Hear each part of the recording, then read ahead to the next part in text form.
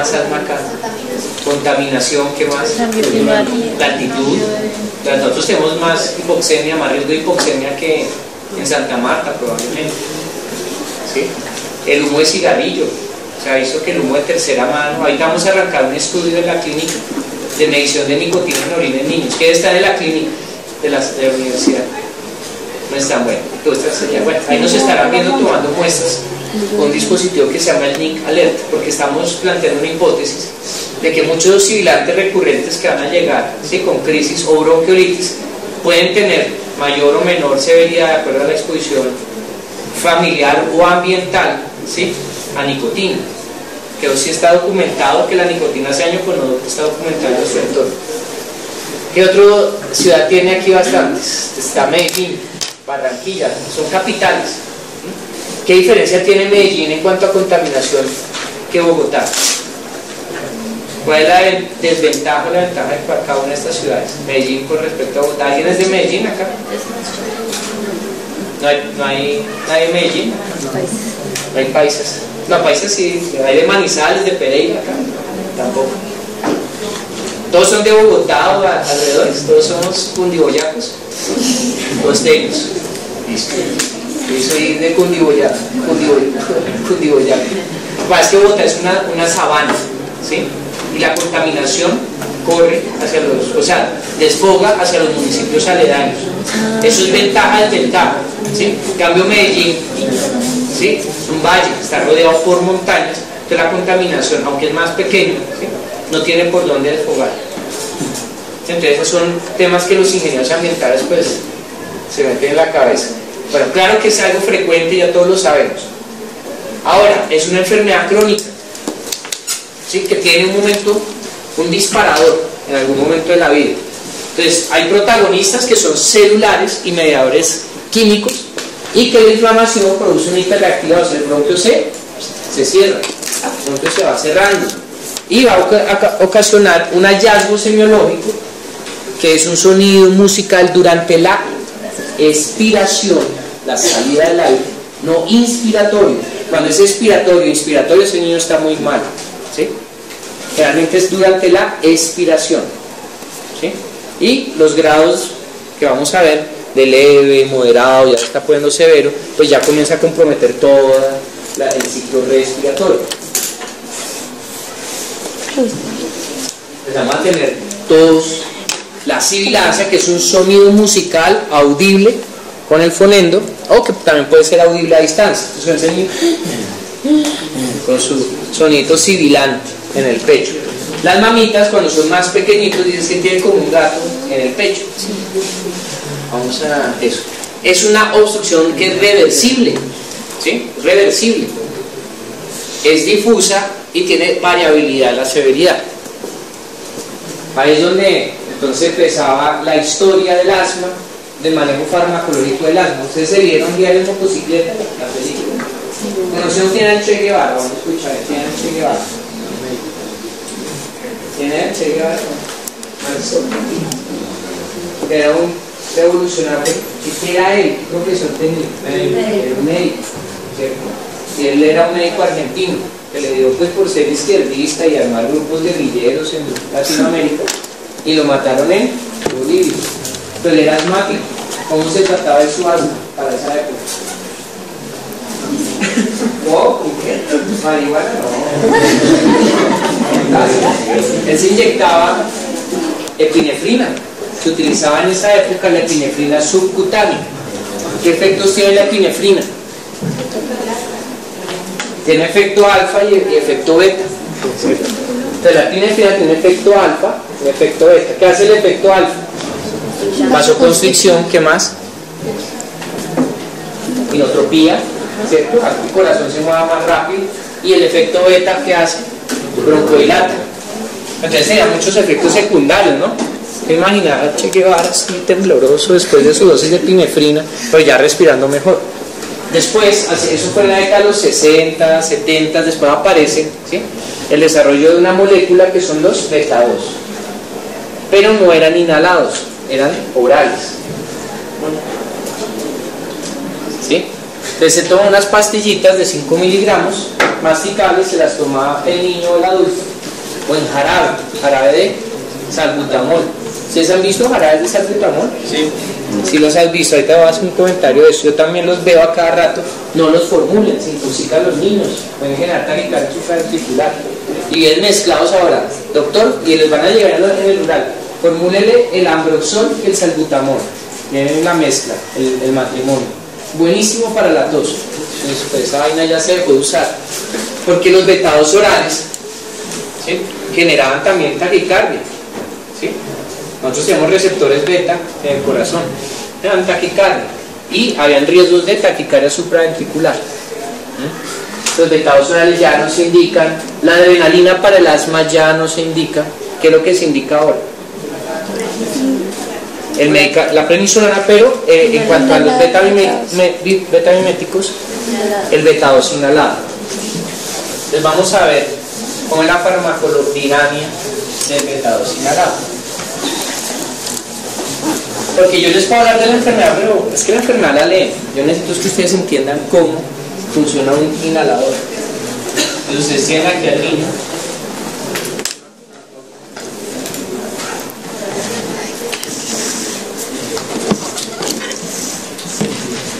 Acá en los pulmones, correcto. Nosotros tenemos una inhalocámara que mide 20 centímetros. Aquí viene el dispositivo inhalador con su sello elastomérico, que cuando uno hace un puff salen partículas gruesas, ¿sí?, y con ese trayecto de los 20 centímetros entonces comienza, ¿sí?, a volverse, a fragmentarse en partículas más pequeñas, que el ideal es que alcancen de 10 a 5 micras de tamaño, ¿correcto? El niño no puede hacer la apnea como el adulto, inclusive los adultos, debido a este espacio necesario, también deberían utilizar la inhalocámara. Esas partículas van ingresando a través de la nariz y la boca, ¿sí? Ahí vienen los dos tipos de inhalador. Hay inhaladores nasogenianos o hay inhaladores de boquilla. ¿En quienes utilizamos estos que cubren nariz y boca? En los menores de 4 años. Y los de boquilla en los mayores de 4 años que ya están en capacidad de hacerlo. Y si no hay de boquilla, entonces tocó hacer que le quepa la nariz y la boca, ¿sí?, porque es lo que vamos a ver. Generalmente esos traen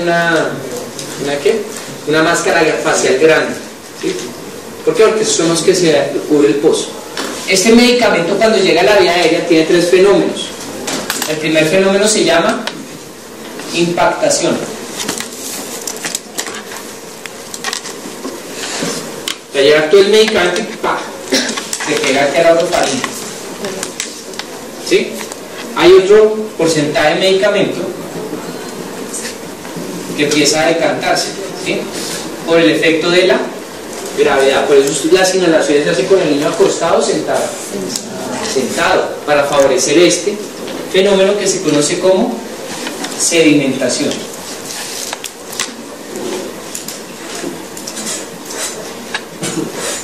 ¿Correcto? Y hay un tercer fenómeno, que es el fenómeno que ocurre en las pequeñas vías aéreas, como partículas grandes y las más pequeñas que llegan al sitio donde vamos a tener el efecto farmacológico. Entonces aquí hay un 100% de medicamento, aquí empieza a quedar otro porcentaje en la vía aérea, hay otro que empieza a quedarse en las grandes vías respiratorias, y al final, ¿sí?, nos va a llegar entre el 15 al 30%, eso es variable, ¿sí?, de medicamento finalmente. ¿Sí queda claro cómo es eso? Y este fenómeno final se conoce como el fenómeno de difusión. ¿Sí? Eso es lo que sucede. Entonces, teniendo en cuenta esto, un niño que está taquipnéico, que está hipernéico, o sea, está polimnéico, tiene una mecánica respiratoria alterada, está acelerado. Antes uno mandaba 2 puff a los viejitos y a los niños, ¿correcto? Ya sabemos que en los niños no, hay que dar de 3 a 5 puff. ¿Por qué? Porque va a haber mucho este medicamento que está acá, que sale nuevamente, porque el niño está respirando rápido, con dificultad, entonces la actividad farmacológica se me disminuye y yo la optimizo con 3 a 5 puff y con la inhalocámara. y uno debe contar 10 segundos, ¿sí?, para que ese efecto de exhalación, reinhalación se dé y poder garantizar este porcentaje de 30, ¿sí? Claro, hasta ahí todo eso es lo que uno debe saber en el manejo del inhalador. Entonces, acá nosotros ¿qué tenemos? Que hay factores inductores de ese proceso sibilante, que como ustedes lo habían dicho, pues son los que van a ocasionar la enfermedad. Finaliza en un proceso inflamatorio. Entonces, eso no es que se inflamó solo el bronquio quietico. El bronquio va acompañado de la unidad alveolar, ¿sí? ¿Cómo es la unidad alveolar? Entonces tienen el alveolo, que se comunica a través de los poros de Kohn, ¿sí? Vienen sus capilares, porque esos van, ¿sí? Creo que son 3, ¿no?, por cada alveolo, ¿sí? Ya están unidos al endotelio.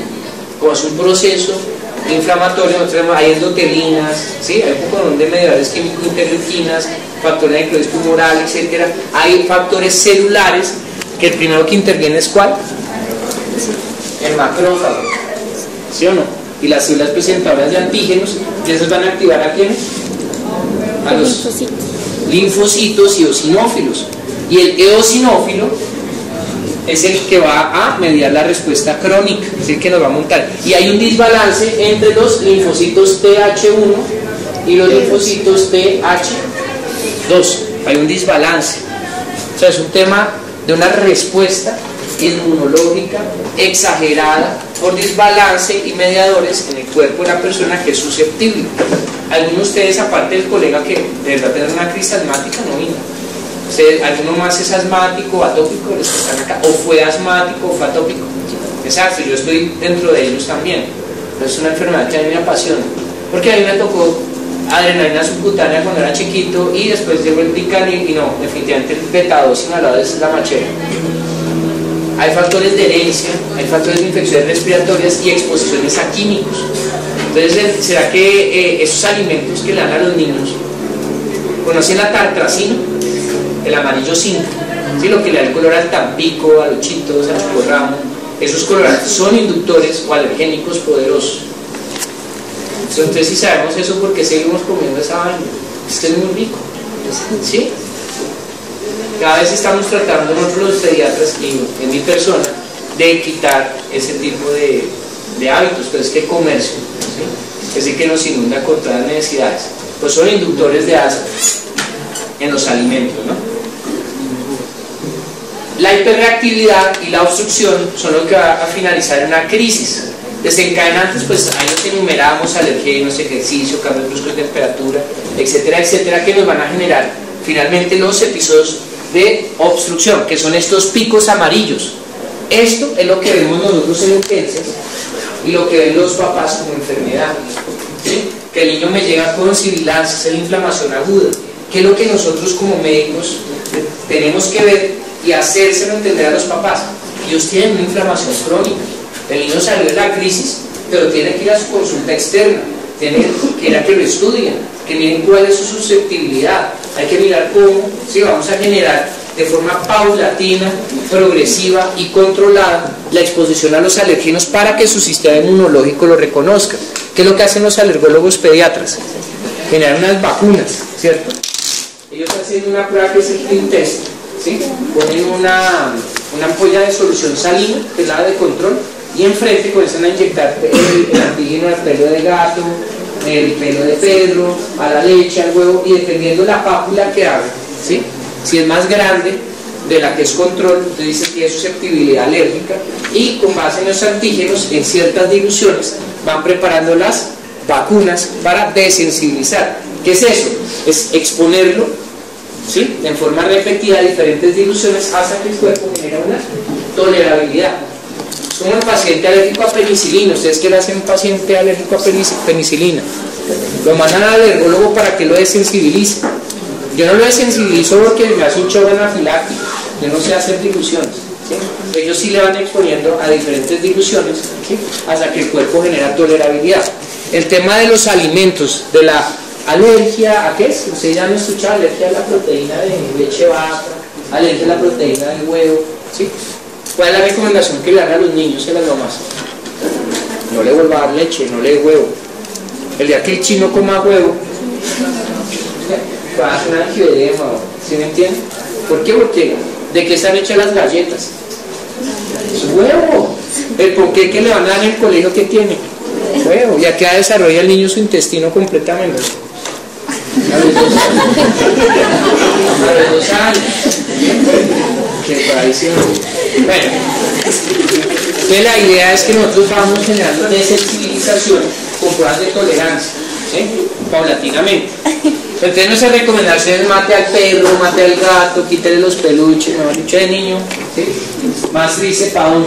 Entonces le genera estrés y les encadena por otro lado la crisis asmática, ¿sí? O sea, es empezar a modular el entorno ambiental, ¿sí? A los niños y utilizar medicación controladora para evitar esa remodelación bronquial del epitelio bronquial y de la musculatura bronquial, que son los cambios estructurales. O sea, que nosotros podamos entregarle a los internistas un asmático curado o un asmático sin cambios estructurales, porque esto va generando resistencia a futuro a beta 2, al ipratropio y a los esteroides inhalados. Entonces cada vez se hace más difícil el manejo de las crisis en el verdadero asmático, ¿sí? Claro hasta ahí. Entonces tenemos crisis en amarillo, una inflamación crónica, debemos evitar esos cambios estructurales. ¿Cuáles son? Uy, esas diapositivas no sé nada. ¿Cuáles son las células entonces que inician? Está el macrófago, ¿sabes que les mostraba acá? Y hay células, ¿sí? Como está acá, que es el mastocito, que en el evento agudo va a generar, ¿sí? La degranulación y producción de la histamina. Después vienen a participar el neutrófilo, el eosinófilo y el linfocito TH2, que es donde se da el desbalance. ¿Ahí se ve mejor? Sí. Exacto. Y estas finalmente nos van a estimular crónicamente al eosinófilo. Hay asmáticos en los que yo pido eosinófilos como control específico y no sale alterado. Hay otros a los que les pido inmunoglobulina sérica para mirar qué tan alérgicos son. Hay unos que son muy alérgicos, hay otros que no tanto. Eso es muy variable. Pero cuando actúan todas estas células y sus mediadores químicos, comienza a haber secreción, hipersecreción, generando tapones mucosos. Hay descamación del epitelio por el proceso inflamatorio. Se expresan o se denudan, ¿sí? Terminaciones nerviosas, que son las que van a mediar también más broncoobstrucción a través de la vía colinérgica. ¿Sí se acuerdan de todo eso? Ahí es donde actúa el bromuro de hipratropia.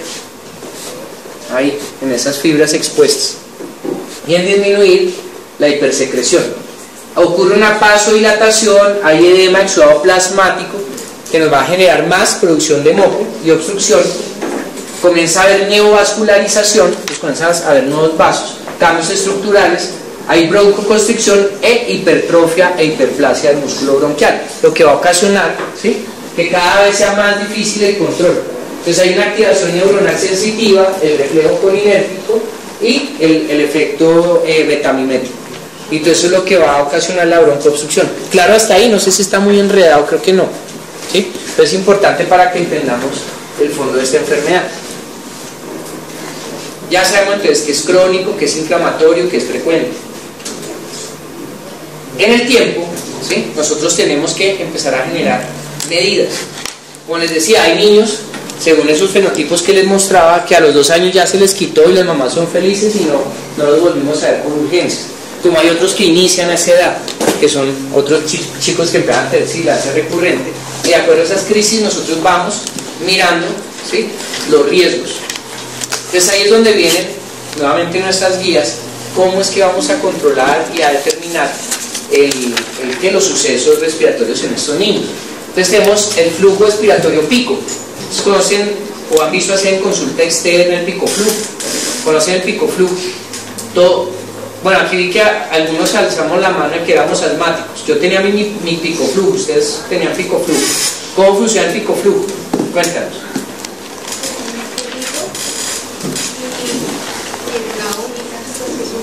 Tiene que soplar, sacar todo el aire. El flujo expiratorio máximo, ¿sí?, el PEF. Uno sopla y hay una semaforización de acuerdo a la talla en niños. En adultos sí es en cuanto al volumen, ¿sí?, pero en niños hay unos esquemas de acuerdo a la talla. Entonces les voy a mostrar cómo es el pico flujo para quienes no lo conocen. La maravilla del internet. Pico flujo.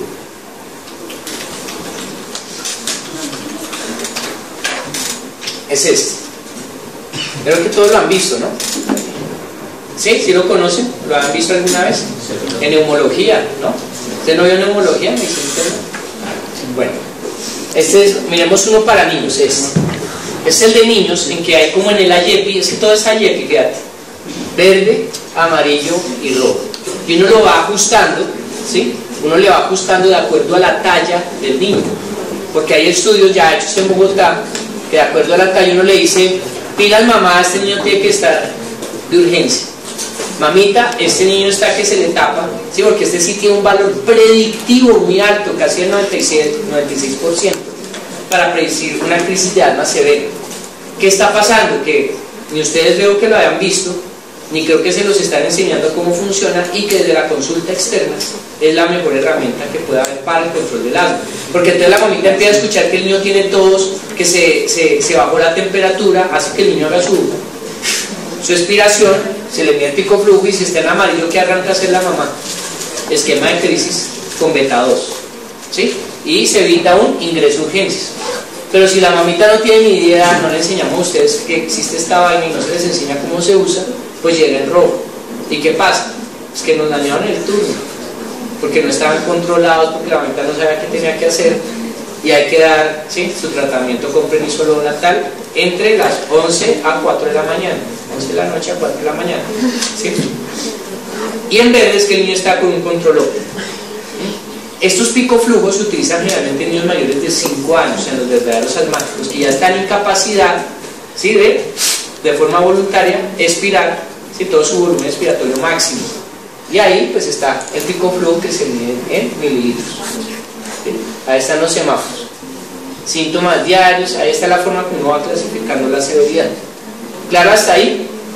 Bueno, acá les tengo el ejemplo de cómo sería el uso del picoflujo. Bueno.